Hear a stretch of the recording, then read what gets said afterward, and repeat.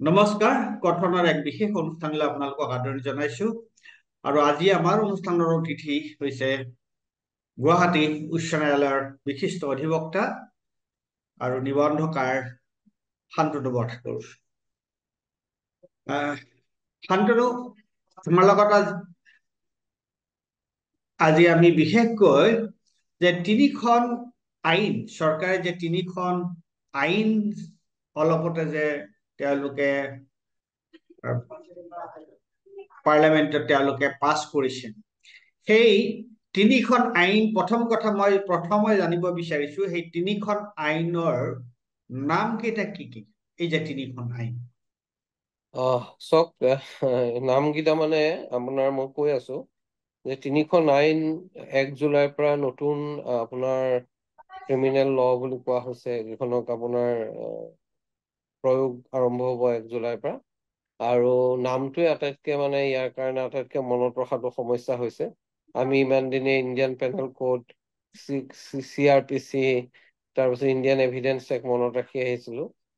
আৰু এতিয়া আপোনাৰ ইণ্ডিয়ান পেনেল কোডখন আপোনাৰ সলনি হৈ পেলাই হৈছে ভাৰতীয় ন্যায় সংহিতা, আৰু CRPC ক্ৰিমিনেল প্ৰচিডিঅৰ কোড এইখন আপোনাৰ সলনি হৈ পেলাই হৈছে ভাৰতীয় নাগৰিক সুৰক্ষা সংহিতা, আৰু আপোনাৰ যিখন ইণ্ডিয়ান এভিডেন্স এক্ট আছিল সেইখন সলনি হৈ পেলাই হৈছে আপোনাৰ ভাৰতীয় সাক্ষ্য সংহিতা। এতিয়া নাম তিনিটা হৈছে, এই তিনিটা নাম আহিছে। প্ৰথম এই নামটো তিনিটা হৈছে নামত এতিয়া প্ৰথমটো হৈছে ভাৰতীয় নাগৰিক সংহিতা, ভাৰতীয় নাগৰিক সংহিতা এক, আৰু 2 নম্বৰ ভাৰতীয় ন্যায় ভাৰতীয় ন্যায় সংহিতা, ভাৰতীয় ন্যায় সংহিতা এক, এক। দ্বিতীয় হৈছে ভাৰতীয় নাগৰিক সুৰক্ষা সংহিতা, দ্বিতীয়টো হৈছে ভাৰতীয় নাগৰিক সুৰক্ষা সংহিতা। 3 নম্বৰ আৰু ভাৰতীয় সাক্ষ্য অধিনিয়ম। ভাৰতীয় সাক্ষ্য অধিনিয়ম। হয়। এই তিনিখন আইন তেওঁলোকে প্ৰণয়ন কৰিছে। হয়। আগৰটো তেওঁলোকৰ যি মোদী চৰকাৰৰ আগৰ যিটো কাৰ্যকাল আছিল, তাতেই তিনিখন আইন তেওঁলোকে পাছ কৰিছে। তেওঁলোকে এতিয়া প্ৰশ্নটো হৈছে, এই যে তিনিখন আইন তেওঁলোকে পাৰ্লামেণ্টত, সংসদত তেওঁলোকে এই তিনিখন আইন যে তেওঁলোকে গ্ৰহণ কৰিলে, আৰু গ্ৰহণ কৰাৰ সময়তে আমি দেখিছিলো যে বহুত এইটোক লৈ যথেষ্ট চৰ্চা হৈছিলে। কিন্তু এতিয়াও এই যে অহা 1 জুলাইৰ পৰা এই তিনিখন আইন বলবৎ হবলৈ গৈ আছে, কিন্তু মই ভাবো যে এতিয়াও এই তিনিখন আইনৰ তাৎপৰ্যটো কি, বা এই তিনিখন আইন কিয় বহুতে এই তিনিখন আইনৰ বিৰোধিতা কৰিছে, এই কথাটো কিন্তু এতিয়াও সাধাৰণ ৰাইজে বৰ ভালকৈ বুজি পোৱা নাই। আৰু এনেও আইন কানুনৰ কথাবোৰ যদিহে তাৰ আমাৰ অধিবক্তাসকলে বা ন্যায়বিদসকলে তাৰ যদি বিশেষ সেইবোৰ যদি তাৰ দফাবোৰ ফহিয়াই ব্যাখ্যা নকৰে, সাধাৰণ মানুহে এইবোৰ সাধাৰণতে বুজি নাপায়, আৰু তাৰ কাৰণে আমাৰ গোটেই ন্যায় ব্যৱস্থাটোৰ সেইটো এটা ডাঙৰ সমস্যা। এতিয়া তেওঁলোকে এই যে তিনিখন আইন, নতুন আইন কৰিলে, এই তিনিখন নতুন আইনৰ প্ৰথম কথা, এই তিনিখন নতুন আইনৰ বৈশিষ্ট্যবোৰ কি কি? আৰু বহুতেই কোৱাৰ দৰে, বিশেষকে ন্যায়বিদসকলে কোৱাৰ দৰে, এই তিনিখন আইনৰ বিপদজনক দিশটো কি কি? ক'ত না এই বিষয়ে ক'ত এখনকে আলোচনা কৰিলে মই বৰ ভাল পাম, কাৰণ আমাৰ দৰ্শকসকলেও সেইটো জানিব বিচাৰিব। চাওক, মূলতঃ যদিও তিনিখন আইন, দুখন আইনেহে আচলতে মানে তিনিখন আইনেই গুৰুত্বপূৰ্ণ, কিন্তু সাধাৰণভাৱে আমি যদি চাওঁ যে CRPC বুলি আমি যাক কৈছিলো, মানে য'ত ক্ৰিমিনেল প্ৰচিডিঅৰ কোড, আৰু আপোনাৰ ইণ্ডিয়ান পেনেল কোড, ভাৰতীয় দেৱানী বিধি, গতিকে সেই দুখন হ'ল মানে আটাইতকৈ গুৰুত্বপূৰ্ণ। কাৰণ ইয়াৰ মূলতঃ সম্পৰ্ক আছে ভাৰতৰ সংবিধানৰ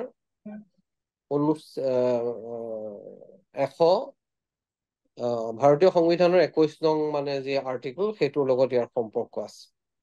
গতিকে সেইকাৰণে মানে পাৰ্চনেল লিবাৰ্টি, ব্যক্তিগত স্বাধীনতাৰ যি অধিকাৰ, ই ক্ৰিমিনেল যিবিলাক আপোনাৰ অপৰাধমূলক আইন আছে, এই আইনবিলাকৰ স্পষ্ট সম্পৰ্ক থাকে, আচলতে প্ৰত্যক্ষ সম্পৰ্ক থাকে ভাৰতীয় সংবিধানৰ 21নং অনুচ্ছেদৰ লগত।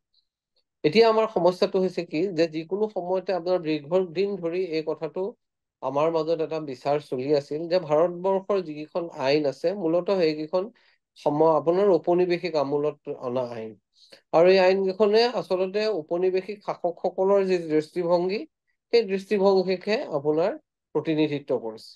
আৰু তাৰ মূল কাৰণটো আছিল যে ঔপনিৱেশিক শাসকসকলে তেওঁলোকৰ শাসন তিষ্ঠাই ৰখাৰ কাৰণে যি ধৰণেৰে দমনমূলক ব্যৱস্থা ল'ব লাগিছিল সেইবিলাক লৈছিল।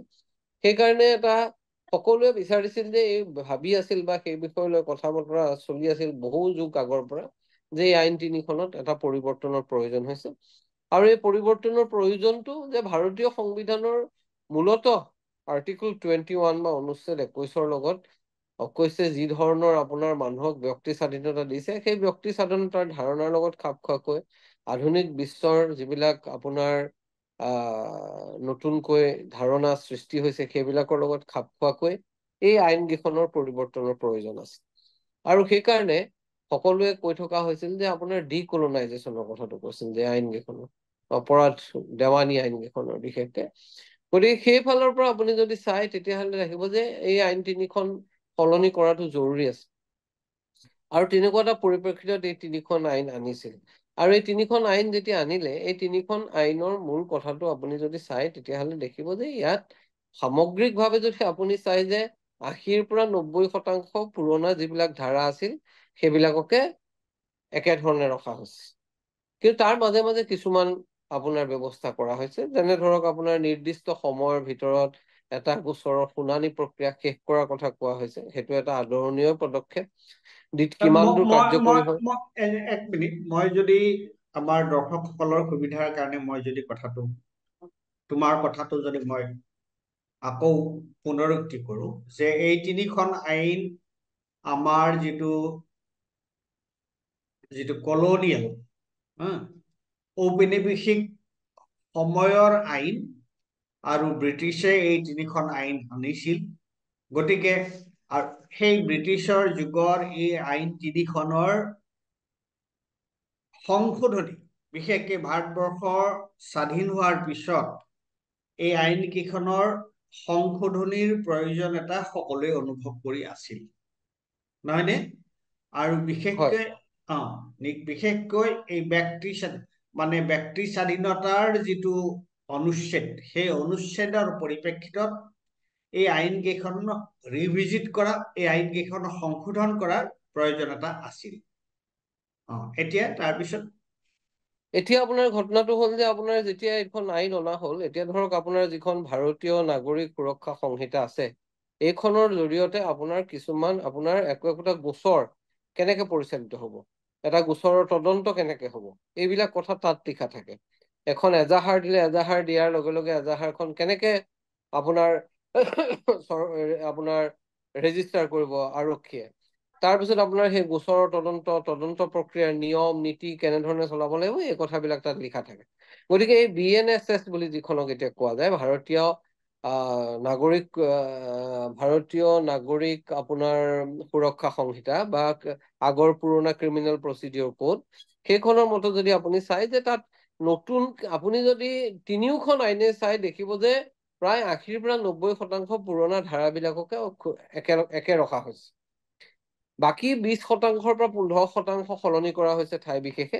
আৰু তাৰ ভিতৰত যিকেইটা গুৰুত্বপূৰ্ণ সংশোধনী আনিছে, মই তাৰ নিগেটিভটোৰ পিছলৈ যাম, কিন্তু তাৰ যিকেইটা আছে, এটা হৈছে ধৰক আপোনাৰ BNSS-ত আপোনাৰ ভাৰতীয় নাগৰিক সুৰক্ষা সংহিতাত অনা হৈছে যে নিৰ্দিষ্ট সময়ৰ ভিতৰত এটা গোচৰ শেষ কৰাৰ ট্ৰায়েল, এইটো এটা শেষ কৰা এটা ব্যৱস্থা কৰা হৈছে। এইটো এটা আদৰণীয় কথা। ঠিক তেনেধৰণে আপোনাৰ যদি ট্ৰায়েলত এজন আসামী নাথাকে উপস্থিত, তেতিয়াহ'লেও বহু সময়ত দেখা যায় যে আপোনাৰ গোচৰবিলাক বহু দিন ধৰি চলি থাকে, মানুহ জেলত থাকিব লগা হয়। তেনেকুৱা এটা পৰিস্থিতিত ইয়াতে স্প্লিট ট্ৰায়েলৰ ব্যৱস্থা কৰিছে, যাতে যিজনক পোৱা নাই বিচাৰি তেওঁক বাদ দিও বাকী সকলৰ ক্ষেত্ৰত গোচৰ চলাই যাব পাৰে। এনেকুৱা ধৰণৰ দুই এটা ব্যৱস্থা আছে, যিকেইটা কথা মই ভাবো যে আদৰণীয়, গুৰুত্বপূৰ্ণ, দৰকাৰী। কিন্তু ঠিক তেনেকে আপোনাৰ ভাৰতীয় যিখন আপোনাৰ নাগৰিক সংহিতা বুলি কোৱা হৈছে, যিখন ইণ্ডিয়ান পেনেল কোড হৈছে, তাতো আপুনি যদি চাই তেতিয়া দেখিব যে কিছুমান মোটামুটিভাৱে সকলো ধৰণৰ ধাৰা পূৰ্বৰ যিবিলাক অপৰাধ সেইবিলাক অপৰাধ হৈ আছে, আৰু নতুনকৈ আপোনাৰ বৰঞ্চ 2-4টা অপৰাধ সংযোজিত কৰা হৈছে। আৰু মোটামুটিভাৱে আগৰ যিখিনি অপৰাধ বা আগৰ যিটো ধাৰা আছিল সেই ধাৰাবিলাক অব্যাহত আছে। সেই কথাটো আমি সকলোৱে বুজাটো ভাল। খালি তাৰ যিবিলাক আগতে আমি ধৰক যিটো সেকশন 420 বুলি কৈছিলো, সেইটো আৰু এতিয়া সেকশন 420 হৈ থকা নাই, সেইটো 300 কিবা এটালৈ গুচি গৈছে। গতিকে তেনেকুৱা ধৰণৰ কথা হৈছে। সেকশন 420 ইমান জনপ্ৰিয় আছিল যে শ্ৰী 420 বুলি চিনেমাও ওলাইছিল এটা সময়ত ৰাজ কাপুৰৰ। গতিকে সেইবিলাক ধৰণৰ ধাৰাবিলাকৰ আপোনাৰ হেৰিটোৰ পৰিৱৰ্তন হৈছে। এতিয়া থাকিল আপোনাৰ কথাটো হৈছে যে এই আইন কেইখন অনাৰ পিছত আটাইতকৈ যিটো বিপদজনক কথা হৈছে যে এই আইন কেইখনে যিটো শংকা মানুহৰ মনত আছিল, সচেতন মানুহৰ মনত আছিল যে যে যে এইকেইখনক প্ৰকৃতাৰ্থত ঔপনিৱেশিক যি তাৰ সম্পৰ্ক আছিল সেই সম্পৰ্ক ছিন্ন কৰি পেলাই নতুন ৰূপত অনাৰ দৰকাৰ, মানুহৰ নাগৰিকৰ আপোনাৰ স্বাধীনতাক সুৰক্ষা দিয়াৰ দৰকাৰ। সেই কামটো কৰাত সক্ষম হ'ল নে নহল, সেইটোহে মই ভাবো যে আটাইতকৈ গুৰুত্বপূৰ্ণ কথা। আৰু সেইফালৰ পৰা যদি আপুনি চাই তেতিয়াহ'লে দেখিব এই কথাটোত আপোনাৰ এই আইন 3খন আচলতে ব্যৰ্থ হৈছে। ই বৰঞ্চ আৰক্ষীক অধিক ক্ষমতা প্ৰদান কৰিছে, ব্যাপক ক্ষমতা প্ৰদান কৰিছে, যি ক্ষমতা আপোনাৰ নাগৰিকৰ বিৰুদ্ধে ব্যৱহৃত হোৱাৰ সম্ভাৱনা আছে, যি ক্ষমতা আপোনাৰ স্বেচ্ছাচাৰীভাৱে প্ৰয়োগৰ সম্ভাৱনা আছে। সেইটোৱে হ'ল আটাইতকৈ বিপদজনক কথা। আৰু বিশেষকে আমি যদি আপোনাৰ BNSS আৰু BNS এই দুখনত চাওঁ তেতিয়াহ'লে এই কথাকেইটা আমি ধৰিব পাৰিম। এতিয়া প্ৰশ্নটো হৈছে যে প্ৰথম কথা যে এইকেইখন আইন ঔপনিৱেশিক সময়ৰ আইন আছিল আৰু এই আইন কেইখনক সংশোধনৰ প্ৰয়োজনীয়তা আছিল, 2 নম্বৰ কথা।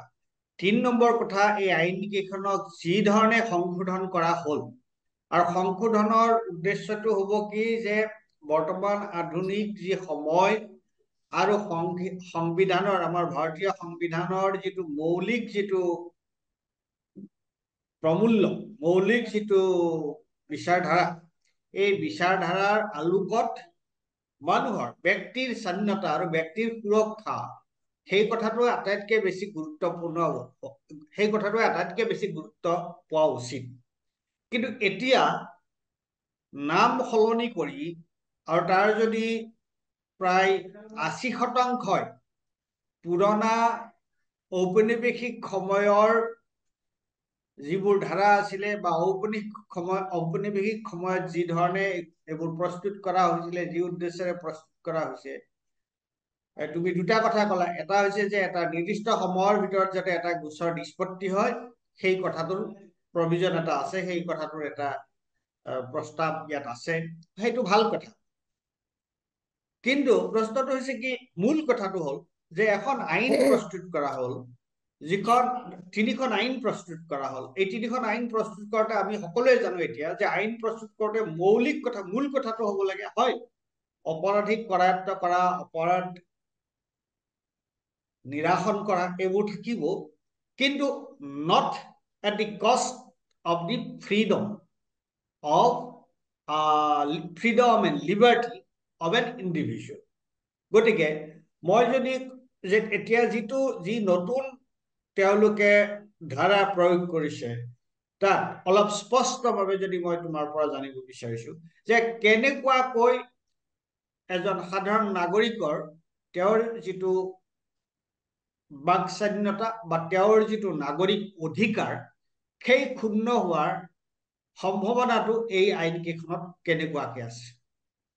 চাওক, মই খুব চমুকে আপোনাৰ 3-4টা উদাহৰণ দিম। প্ৰথমটো কথাটো হ'ল, আপুনি যদি চাই BNSS, যিখন আপোনাৰ নাগৰিক সুৰক্ষা সংহিতা, সেইখনলে যদি চাই তেতিয়াহ'লে আপুনি দেখিব যে আপুনি জানে যে পুলিচৰ বিভিন্ন ধৰণৰ অধিকাৰ আছে। সেই অধিকাৰবিলাকৰ ভিতৰত পুলিচে যেতিয়া এজন অপৰাধীক আপোনাৰ কাৰায়ত্ব কৰে, তেওঁ মেজিষ্ট্ৰেটৰ ওচৰলৈ যায়, ন্যায়াধীশৰ ওচৰলৈ যায়, ন্যায়াধীশে তেওঁক আপোনাৰ পুলিচক এটা নিৰ্দিষ্ট সময়ৰ কাৰণে তদন্তৰ স্বাৰ্থত আৰক্ষীৰ হাতত সেই যিজন নাগৰিকজনৰ জিম্মা দিব পাৰে।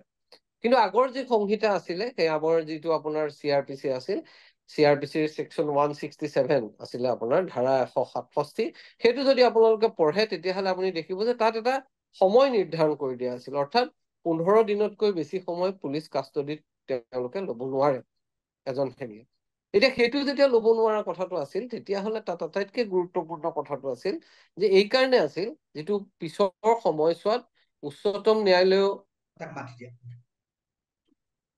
ন্যায়ালয়েও সেই গোচৰটো সেই এটা গোচৰত সেই বিষয়ে কৈছে। কাৰণ আমাৰ ইয়াত আৰক্ষী বুলি ক'লে সদায় এটা ভয় লগা কথা, আৰক্ষীৰ আপোনাৰ তৃতীয় ডিগ্ৰীৰ মাত্ৰাৰ যিটো অত্যাচাৰ অভিযুক্ত কৰে, বিভিন্ন ৰকমৰ উৎপীড়ন কৰে, এই কথাবিলাক সকলোৱে জানে আৰু বিভিন্ন সময়ত উচ্চতম ন্যায়ালয়ে সেইটোৰ কাৰণে একটা আপোনাৰ কিছু গাইডলাইনো দিবলৈ বাধ্য হৈছে। এতিয়া তেনেকুৱা এটা পৰিস্থিতিত সেইকাৰণে সদায় এইটো কথাটো বিচাৰ কৰা হৈছিল যে আৰক্ষীৰ যিটো জিম্মালে এজন অভিযুক্তক দিয়াৰ ক্ষেত্ৰত এটা সীমা থকাটো দৰকাৰ। এতিয়া আটাইতকৈ ডাঙৰ কথাটো হ'ল যে নতুন যিখন অধিনিয়ম আহিলে, এইখনে প্ৰয়োজন সাপেক্ষে 60 দিন বা 90 দিনলৈও আৰক্ষীয়ে তাক যি ধৰণে তাৰ শব্দ বাক্যাংশৰ গাঁথনিটো যি ধৰণৰ আছে, তাৰ পৰা আমি ক'ব পাৰো যে এই যিটো আপোনাৰ আৰক্ষীৰ জিম্মাত দিয়া গোটেই ঘটনাটো, এইটো 60 দিনৰ পৰা 90 দিন পৰ্যন্তও দিয়াৰ এটা অধিকাৰ দিলে। এইখিনিতে কথা এটা ক'ব বিচাৰিছো।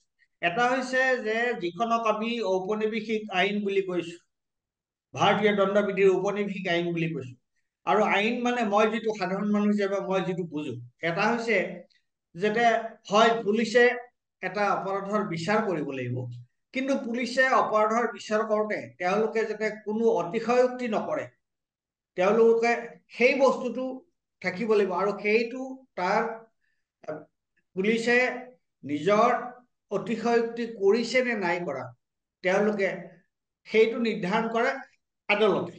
গতিকে এই যিটো ন্যায় ব্যৱস্থা, আমাৰ যিটো ন্যায় ব্যৱস্থাৰ ন্যায় প্ৰদান যিটো ব্যৱস্থা, তাৰ এটা হৈছে যে ডেফিনেটলি পুলিচকটো কিছু অধিকাৰ দিবই লাগিব, যে এজন মানুহে যদি কিবা এটা অপৰাধ কৰিছে, সেই অপৰাধটো সম্পৰ্কত পুলিচে তেওঁৰ লগত অনুসন্ধান কৰাৰ কাৰণে পুলিচৰ জিম্মাত, আৰক্ষীৰ জিম্মাত কিছুদিনলৈ এজন মানুহ থকাৰ প্ৰয়োজন হ'ব পাৰে।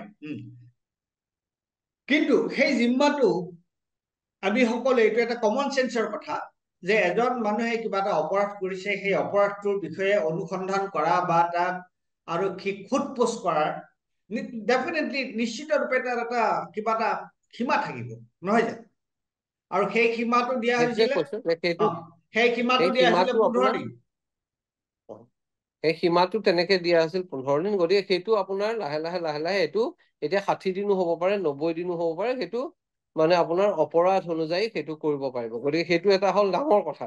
গতিকে সেইটোক যেতিয়া ভৱিষ্যতে ন্যায়পালিকাই তাক কেনেকে ইণ্টাৰপ্ৰেট কৰে, সাংবিধানিক ন্যায়ালয়ে কেনেকে আপোনাৰ তাক ইণ্টাৰপ্ৰেট কৰে, সেইটোৰ ওপৰত আপোনাৰ গোটেই কথাটো নিৰ্ভৰ কৰিব। কিন্তু আজিৰ তাৰিখত সকলোৱে এই কথাটো বুজি পাইছে যে এইটো যদি থাকে তেতিয়াহ'লে ইমান দিনলৈকে পোৱাৰ অধিকাৰ থাকিব, যিটো মই ভাবো যে এটা আনচেক পাৱাৰ, যিটোৰ কোনো বাধাহীনভাৱে এটা ক্ষমতা দিয়া হৈছে আৰক্ষীক, সেইটো আটাইতকে এটা অতি গুৰুত্বপূৰ্ণ ৰিগ্ৰেছিভ আপোনাৰ ষ্টেপ এই আইনখনত থকা।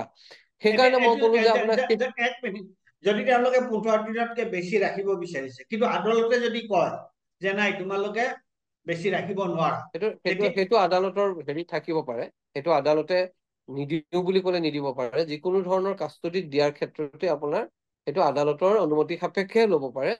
কিন্তু তথাপি সেইটোৰ ক্ষেত্ৰতো আদালতৰ অনুমতি সাপেক্ষে লোৱাৰ ক্ষেত্ৰতো এটা বাধা আপোনাৰ পূৰ্বৰ আইনত আছিল, যে সি 15 দিনতকে বেছি দিন ল'ব নোৱাৰিছিল। কাৰণ বহু সময়ত আপোনাৰ ন্যায়াধীশে খুব আপোনাৰ কোনো ধৰণৰ এপ্লিকেশ্যন অফ মাইণ্ড বুলি যিটো কোৱা যায় আমাৰ ভাষাত, সেইটো নকৰাকে তেনেকুৱা ধৰণৰ কাষ্টডিত দি দিয়াৰ উদাহৰণ আছে, যিটো কাৰণে আপোনাৰ বাৰে বাৰে যি প্ৰভিজন আছে সেই প্ৰভিজন মতে সিমান দি দিয়ে। দি দিয়াৰ উদাহৰণ আছে, যিটো কাৰণে উচ্চতম ন্যায়ালয়ে এটা সময়ত এনেকুৱা এটা গোচৰত কৈছিল যে ন্যায়াধীশ বিলাকে কেতিয়াও পোষ্ট অফিচৰ দৰে নিজক পোষ্ট অফিচত পৰিণত কৰিব নালাগে। তেওঁলোকৰ যিটো চিন্তা, সেই চিন্তাটো প্ৰয়োগ কৰিহে এটা সিদ্ধান্ত ল'ব পাৰে। সেইকাৰণে আপোনাৰ এই চেকটো অত্যন্ত গুৰুত্বপূৰ্ণ আছিল, যিটো নাইকিয়া হৈ গ'ল। সেইটো হ'ল 1 নম্বৰ কথা। 2 নম্বৰ, আপুনি যদি আৰু এটা বিষয় তোলে চাই যে বেইল, আপোনাৰ জামিন এটা অত্যন্ত গুৰুত্বপূৰ্ণ মই ভাবো যে বিষয় এজন নাগৰিকৰ আপোনাৰ কাৰণে আৰু নাগৰিকৰ কাৰণে এইটো এটা অত্যন্ত গুৰুত্বপূৰ্ণ বিষয় হোৱাৰ কাৰণটো হ'ল যে এই জামিনটো মানে সম্পূৰ্ণভাৱে আপোনাৰ এইটো যিটো প্ৰত্যক্ষভাৱে সম্পৰ্কিত হৈ আছে আপোনাৰ হেৰিয়াৰ লগত, আপোনাৰ আৰ্টিকল 21-ৰ লগত। এতিয়া আপোনাৰ নতুন আপুনি যিখন CRPC নতুন যিখন আপোনাৰ ভাৰতীয় নাগৰিক সুৰক্ষা সংহিতা আহিছে, আপুনি তাত চালে আপুনি এটা কথা দেখিব যে জামিনৰ ক্ষেত্ৰত দিয়াৰ ক্ষেত্ৰতো কিছু বাধা তেওঁলোকে দিছে যিটো আগতে নাছিল।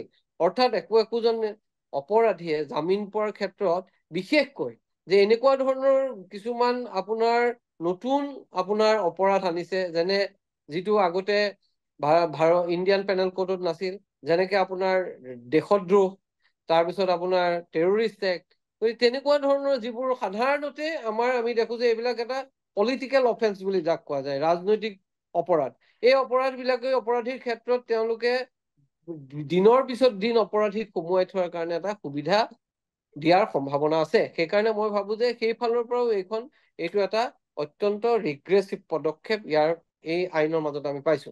এতিয়া আপুনি যদি ভাৰতীয় ন্যায় সংহিতালৈ চাই, তেতিয়াহ'লে আপুনি এটা কথা দেখিব যে ইয়াত আমি সকলোৱে জানো যে ৰাষ্ট্ৰদ্ৰোহ বুলি যিটো আপোনাৰ অপৰাধ আছিল, সেইটোৰ বিৰুদ্ধে দীৰ্ঘদিন ধৰি আপোনাৰ এটা সমগ্ৰ দেশ জুৰি তাৰ বিৰুদ্ধে এটা জনমত গঠন হৈছিল। সেইটো গঠন হোৱাৰ পিছত আপুনি যেতিয়া দেখিব যে উচ্চতম ন্যায়ালয়ে সেই যিটো ধাৰা, সেই ধাৰাটোৰ যিটো আপোনাৰ সাংবিধানিক বৈধতা সম্পৰ্কে ইতিমধ্যে গোচৰ চলি আছে। তেনেকুৱা এটা সময়ত সকলোৱে ভাবিছিল যে এই ৰাষ্ট্ৰদ্ৰোহটো মানে অপৰাধ সংহিতাৰ পৰা গুচি যাব। কিন্তু দুৰ্ভাগ্যৰ কথা যে নতুন সংহিতাই আপোনাৰ ৰাষ্ট্ৰদ্ৰোহটো গুচালে।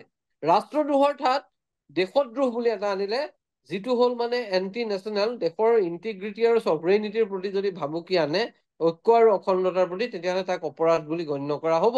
অৰ্থাৎ এইটো এটা ইমান আপোনাৰ কোনো ধৰণৰ ইমান ভেগ এটা সংজ্ঞা দিয়া হৈছে যে যিকোনো ধৰণৰ, আনকি শান্তিপূৰ্ণভাৱে ধৰ্মঘট যদি কোনোবাই কৰিছে, প্ৰতিবাদ কৰিছে, তাকো ইয়াৰ ভিতৰলৈ সাঙুৰি অনাৰ সম্ভাৱনা আছে। আকৌ এটা বস্তু নতুন অপৰাধ আহিছে, আপোনাৰ টেৰৰিষ্ট এক্ট, সন্ত্ৰাসবাদী কাৰ্য।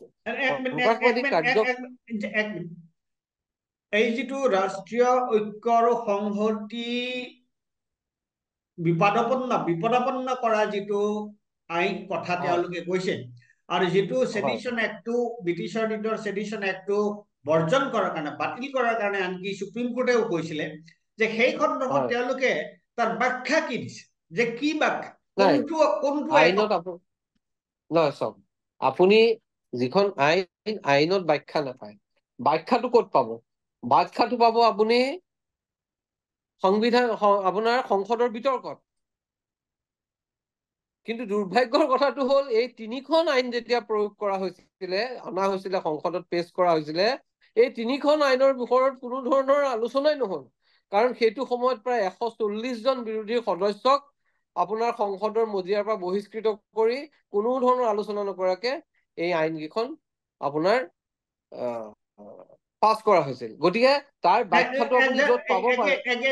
মই ইণ্টাৰফেয়াৰ কৰিছো। এটা হৈছে কি, আৰু মোতকে তুমি এই কথাটো বেছি ভালকৈ জানিবা, যে এটা যেতিয়া লিগেল প্ৰচিডিউৰ এটা বস্তু এটা যেতিয়া প্ৰক্ৰিয়া এটা চলে, তাত প্ৰচিডিউৰৰ কথাটো খুব গুৰুত্বপূৰ্ণ, নহয়নে? কি প্ৰক্ৰিয়াৰে আইনখন প্ৰণয়ন কৰা হৈছে, সেইটোওতো গুৰুত্বপূৰ্ণ কথা, নহয় জানো? হয়।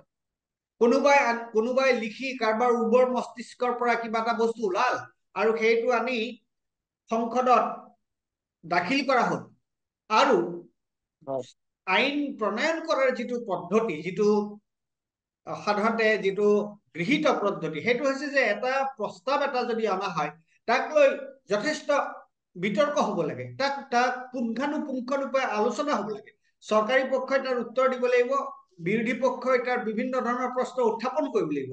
যদি সেই বস্তুটো নোহোৱাকে যদি এখন আইন সংসদত নামতহে আচলতে সংসদত এই আইন কেইখন গৃহীত হৈছিল, কিয়নো তাত বিৰোধী পক্ষৰ কোনো মতামতে লোৱা হোৱা নাছিল। গতিকে যদি মই কওঁ যে আইন প্ৰণয়নৰ যিটো প্ৰক্ৰিয়া, সেই প্ৰক্ৰিয়াটোৰ গুৰিতে তাৰমানে এটা গণ্ডগোল এটা থাকিয়ে গৈছে। থাকি গৈছে, সেইটোলৈ মই আহিম। মই আৰু দুটামান কথা কৈ লওঁ আইন কেইখনৰ সন্দৰ্ভত, সেইটো মই দি আছো আপোনাক উত্তৰটো।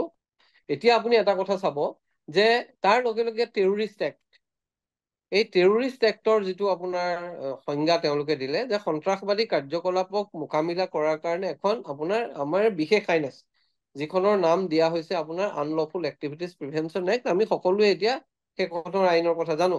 যথেষ্ট ষ্ট্ৰিনজেণ্ট আইন এখন, খুব কঠোৰ আইন এখন, কিন্তু তাত কিছুমান আপোনাৰ তাৰ প্ৰক্ৰিয়াৰ মাজতে ইনবিল্ট ছেফগাৰ্ড দিয়া হৈছে। আজি আপোনাৰ যেতিয়া এখন বিশেষ আইনে একোটা অপৰাধক মোকাবিলা কৰাৰ কাৰণে বিশেষ আইন অনা হয়, তেনেকুৱা পৰিস্থিতিত এইবিলাকক কয় জেনেৰেল ল বা সাধাৰণ আইন। এই সাধাৰণ আইনবিলাকৰ ভিতৰত ইয়াক অনাটো কিমান দূৰ প্ৰয়োজনীয় আছিল, তাকো এই যিবোৰ ইনবিল্ট ছেফগাৰ্ড আপোনাৰ থাকিব লাগে। যেনে ধৰক আপোনাক মই কৈ আছো যে UAP এৰ ক্ষেত্ৰত যেতিয়া এটা গোচৰ চলাব, গোচৰ চলোৱাৰ লগে লগে গোচৰ চলোৱাৰ আগতে এটা ইণ্ডিপেণ্ডেণ্ট অথৰিটিৰ দ্বাৰা তাৰ মানে গোচৰটোৰ ন্যায্যতা আছে নে চাব লাগিব, তাৰপিছত চৰকাৰে চেংচন দিব লাগিব, তাৰপিছতহে গোচৰ চলাব পাৰিব। এতিয়া এই যে ছেফগাৰ্ড যিবিলাক আছিল, সেই ছেফগাৰ্ড বিলাক নোহোৱাকে এই সাধাৰণ আইনখনত যেতিয়া এই ধাৰাটো আনি পেলাই প্ৰয়োগ কৰা হ'ল, তেতিয়াহ'লে ইয়াৰ মিছ ইউজ হোৱাৰ সম্ভাৱনা খুব বেছি। আৰু ইয়াৰ ক্ষেত্ৰত আপোনাৰ সংজ্ঞা যিটো দিয়া হৈছে UAP এৰ যিটো সংজ্ঞা টেৰৰিষ্ট এক্টৰ, সেই সংজ্ঞাটোকে ইয়াত দিয়া হৈছে। সেইকাৰণে মই ভাবো যে সেইটো এটা অত্যন্ত গুৰুত্বপূৰ্ণ দিশ সেইখন আইনৰ, যিবিলাক ধাৰা মই কলো আপোনাক যে দেশদ্ৰোহ, তাৰপিছত আপোনাৰ এইটো কি কয় সন্ত্ৰাসবাদী কাৰ্য, এইবিলাক ধাৰাৰ ক্ষেত্ৰত মই ভাবো যে এই আইনখন অপব্যৱহাৰৰ সম্ভাৱনা আছে।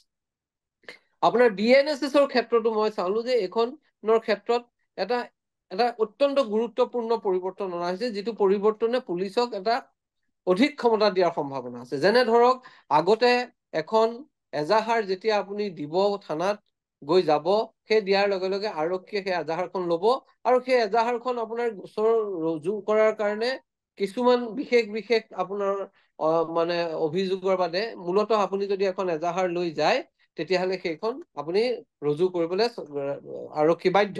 এতিয়া সেইটো যেতিয়া বাধ্য, তাৰ কাৰণটো হ'ল যে আপোনাৰ উচ্চতম ন্যায়ালয়ৰ সাংবিধানিক বিচাৰপীঠে ললিতা কুমাৰী ভাৰ্চেছ ষ্টেট অফ UP বুলি এটা গোচৰত সেইটো মানে আৰক্ষীক বাধ্য বুলি ঘোষণা কৰি থৈ গৈছে।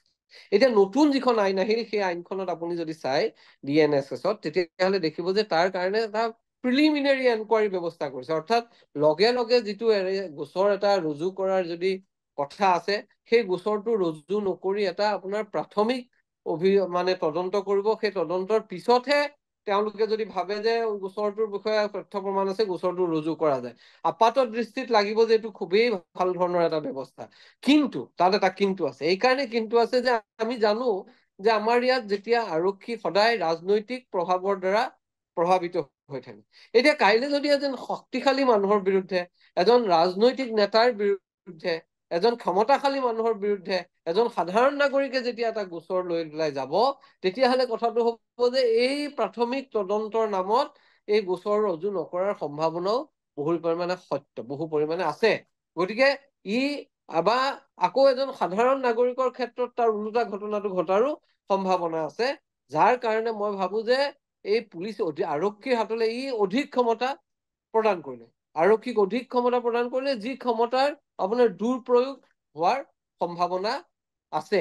সেইকাৰণে মই ভাবো যে এনেকুৱা ধৰণৰ কিছুমান অত্যন্ত গুৰুত্বপূৰ্ণ ইয়াত ব্যৱস্থা সংযোজিত কৰা হৈছে, যিবিলাক ব্যৱস্থাই আচলতে মানে আপোনাৰ ৰাষ্ট্ৰক অধিক ক্ষমতা প্ৰদান কৰিছে, যিটো কেতিয়াও আপোনাৰ যিটো ব্ৰিটিছৰ যিটো উদ্দেশ্য, সেই উদ্দেশ্যৰ পৰা কোনো কাৰণে পৃথক নহয়।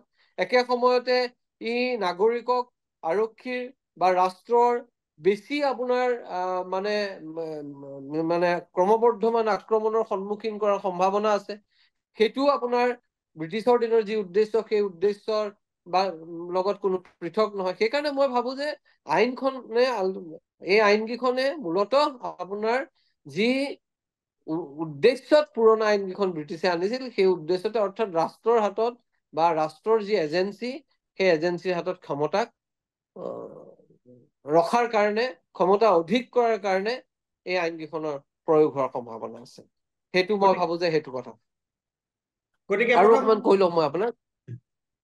অকমান কৈ লওঁ যে আপুনি যিটো প্ৰশ্ন সুধিছিলে, সেইটো প্ৰশ্ন মই চুটিকে এইটো এটা উত্তৰ দিম যে এইটো হয়েই, কাৰণ এনেকুৱা তিনিখন আইন, যি তিনিখন আইনে প্ৰতিজন নাগৰিকৰ মানে জীৱনত প্ৰভাৱ পেলাব পাৰে। এইবিলাক যিটোখন আইনক আপোনাৰ আমাৰ উচ্চতম ন্যায়ালয়ে কৈছে যে এইটো এটা ৱাটাৰশ্বেড মুভমেণ্ট, এনেকুৱা এটা এই তিনিখন আইনৰ প্ৰয়োগ। কাৰণ প্ৰত্যেক দিন প্ৰতিজন নাগৰিকৰ ভৱিষ্যতৰ লগত, পাৰ্চনেল লিবাৰ্টিৰ লগত এইটো জড়িত। গতিকে তেনেকুৱা এখন আইন আনোতে যি ধৰণৰ আপোনাৰ এটা সহমত গঢ়ি তুলিবলৈ চৰকাৰে চেষ্টা কৰিব লাগিছিল, সেই সহমতটো প্ৰথম কথা গঢ় লৈ নুঠিল। দ্বিতীয় কথাটো হ'ল যে সংসদ, সৰ্বোচ্চ আইন প্ৰণয়নৰ একমাত্ৰ অধিকাৰ ভাৰতীয় সংবিধানে সংসদক দিছে। সেই সংসদৰ ভিতৰত এই আইন তিনিখন সম্পৰ্কে ব্যাপক আলোচনা হোৱাটো প্ৰয়োজনীয় আছিল, যাতে এই আইন কেইখনৰ প্ৰ'জ এণ্ড কনছ, দুখ ত্ৰুটি সকলো আপোনাৰ সাংসদসকলে, য'ত মানে অত্যন্ত গুৰুত্বপূৰ্ণভাৱে বহু কেইজন আপোনাৰ ন্যায়পালিকাৰ লগত জড়িত অধিবক্তা জড়িত হৈ আছে। গতিকে তাৰ মাজত এই আলোচনাৰ প্ৰয়োজন আছিল, কিন্তু সেই আলোচনাৰ সেই প্ৰক্ৰিয়াটোৰ মাজলৈ যাবলৈ দিয়া নহল।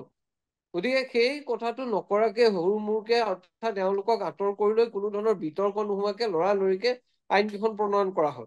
গতিকে মই ভাবো যে সেইকাৰণে যিটো প্ৰক্ৰিয়া, আপুনি যিটো কথা কৈছিলে, যিটো প্ৰক্ৰিয়াৰ মাজেৰে আপোনাৰ আইন কেইখন গ্ৰহণ কৰিব লাগে, সেই প্ৰক্ৰিয়াৰ মাজেৰে কিন্তু আইন কেইখন গ্ৰহণ কৰা হ'ল বুলি মই নাভাবো। এতিয়া প্ৰশ্নটো তেনেহলে আমি এই ধৰণৰ সিদ্ধান্তলৈ আহিব পাৰো, এই ধৰণৰ যে আমাৰ হাতত সময়ো কমি আহিছে এতিয়া। এটা হৈছে যে আইন কেইখনক সংশোধন কৰাৰ যিটো মৌলিক কথা আছিল, সেইটো আছিল যে এইকেইখন ঔপনিৱেশিক সময়ৰ আইন, গতিকে তাক আমি বৰ্তমান সময়ৰ লগত স্বাধীন ভাৰতৰ যিটো বিশেষকে সংবিধানৰ যিটো প্ৰস্তাৱনাৰ যিটো কথা আৰু তুমি যিটো অনুচ্ছেদৰ কথা কৈছা, তাৰ আলোকত এইকেইখন সংশোধন কৰাৰ প্ৰয়োজন আছিল। কিন্তু সংশোধন কৰিবলৈ যাওঁতে তেওঁলোকে যিটো প্ৰক্ৰিয়াৰে সংশোধন কৰিলে, প্ৰথম কথা আইনখন প্ৰণয়ন কৰা যিটো পদ্ধতি প্ৰক্ৰিয়া, সেইটোৱে সঠিক নাছিল। কিয়নো এনেকুৱা ধৰণৰ আইন, যুগান্তকাৰী আইন এখন প্ৰণয়ন কৰাৰ ক্ষেত্ৰত তেওঁলোকে ন্যায়বিদসকলৰ বা সাংসদসকলৰ, যিটোক আমি তাত আইন প্ৰণয়ন কৰাৰ মূল যিটো সংসদৰ এটা গুৰুত্বপূৰ্ণ কাম হৈছে আইন প্ৰণয়ন কৰা। গতিকে আইন প্ৰণয়ন কৰাৰ আৰু তাৰ এটা নিৰ্দিষ্ট পদ্ধতি এটা আছে। এখন আইন আনিলে, কোনোবাই আনি পেলাই তাত উত্থাপন কৰিলে, আৰু কোনো বিতৰ্ক আলোচনা তন্নকে আলোচনা নোহোৱাকৈ যদি সেইখনক আকৌ যিভাৱে অনা হৈছিল সেইভাৱে যদি তাক গ্ৰহণ কৰা হয় সংখ্যাগৰিষ্ঠতাৰ দোহাই দি, তেতিয়াহ'লেতো তাৰ মৌলিক যিটো কথা, সেইটোকে প্ৰথমতে সেইটোৱে আমি মানি নচলিলো, এক।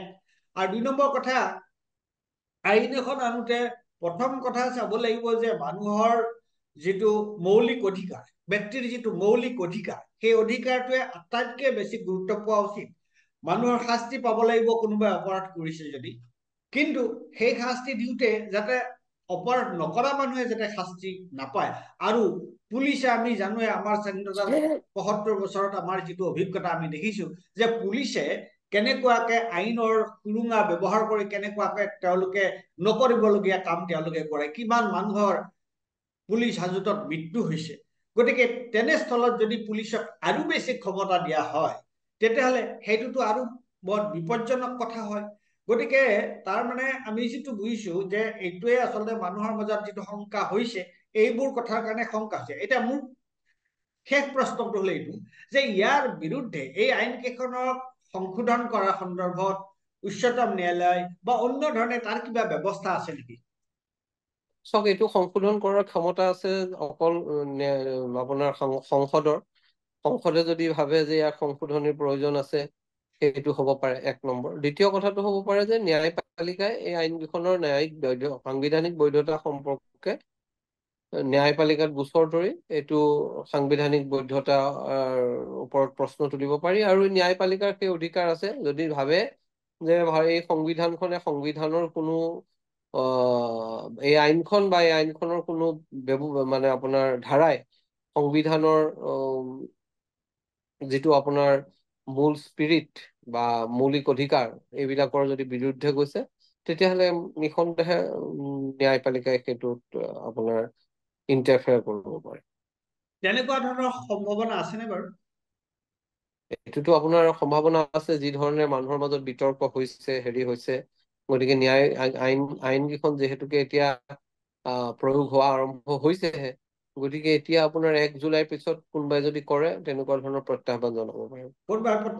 ইতিমধ্যে কোনোবাই এই আইন কেইখনক উচ্চতম ন্যায়ালয়ত প্ৰত্যাহ্বান নাই, জনাইছে? এতিয়ালৈকে যিহেতুকে প্ৰয়োগেই হোৱা নাছিলে, সেইকাৰণে আপোনাৰ প্ৰত্যাহ্বানৰ প্ৰশ্নটো উত্থাপিত নহয়।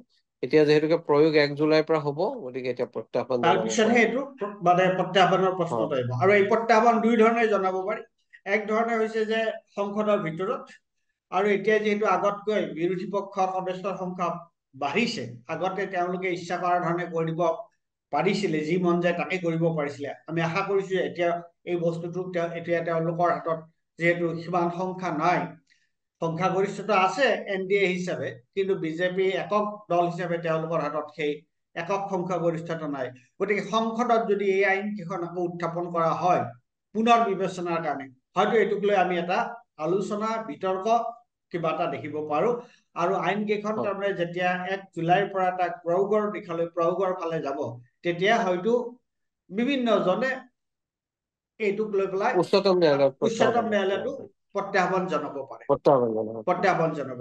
গতিকে হয় এতিয়ালৈকে আমি তাৰমানে এইখিনি কথাই এই 3খন আইন হয় সম্পৰ্কত এইকেইটাই মূল কথা, নহয় জানো? হয় হয় এইটো। আৰু সামৰণি মন্তব্য হিচাপে তুমি কিবা কবা নেকি? নাই, আৰু এইখিনি কথাই মোৰ ক'বলগীয়া। অকে, ধন্যবাদ শান্তনু। আমাৰ এই গুৰুত্বপূৰ্ণ 3খন আইন সম্পৰ্কে তুমি যিখিনি কথা ক'লা, মই ভাবো যে আমাৰ দৰ্শকসকলে ইয়াৰ দ্বাৰা উপকৃত হ'ব। আৰু বিশেষকে দুটা কথা গুৰুত্বপূৰ্ণ। এটা কথা হৈছে যে সংসদৰ ভিতৰত যাতে এই আইনখনক প্ৰত্যাহ্বান জনোৱা হয়, তাক পুনৰ বিবেচনা কৰাৰ কাৰণে সেইটো অতি জৰুৰী। আৰু 2 নম্বৰ কথা হৈছে 1 জুলাইৰ পৰা যেতিয়া এই আইন কেইখন প্ৰয়োগৰ ফাললৈ যাব, মই ভাবো আশা কৰো যে আমাৰ দেশত ইমান ডাঙৰ, ইমান বিখ্যাত অধিবক্তা আছে, ন্যায়বিদ আছে, তেখেতসকলেও উচ্চতম ন্যায়ালয়ত এই আইন কেইখনৰ যিটো বৈধতা বা তাৰ পুনৰ সংশোধনৰ কাৰণে তেওঁলোকে প্ৰশ্ন উত্থাপন কৰিব। ধন্যবাদ।